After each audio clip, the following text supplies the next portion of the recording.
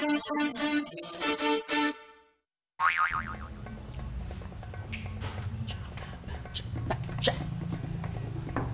po. Tao po. Hi. Ay, Mang Kanal, kayo po pala. Ano po kailangan niyo? Iha, maniningil na ako ng upa nyo. Naku, wala pa pong pera yung nanay ko. Next month na lang po. Ha? Yan din sinabi mo sa akin last month, ha? Ano ba yan?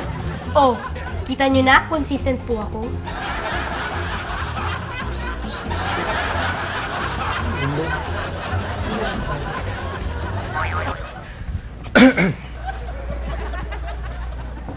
May tao po.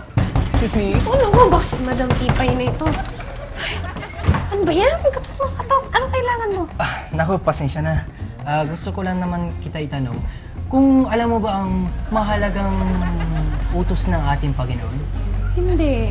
Pero naalala ko yung mahalagang utos ng amo ko. Ano yun? Huwag daw ako nakikipag-usap sa hindi ko naman kakilala. Istorbo! Bye!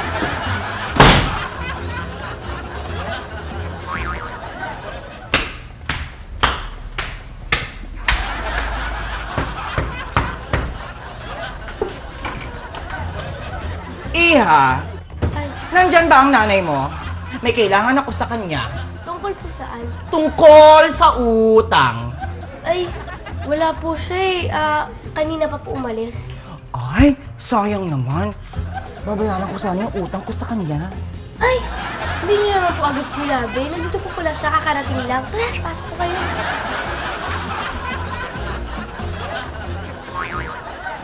Okay dito. Tao po! Ay naku, wait lang! Tao po! Ako, sino kaya ito?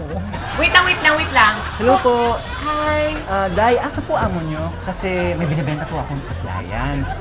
Murang-mura, limited offer. Baka po interesado siya. Anong day? Ako ang amo dito. Tsura mo, ha? Ano ba yung appliance sa binibenta mo? Bali na lang. Mukha ka namang ng pera.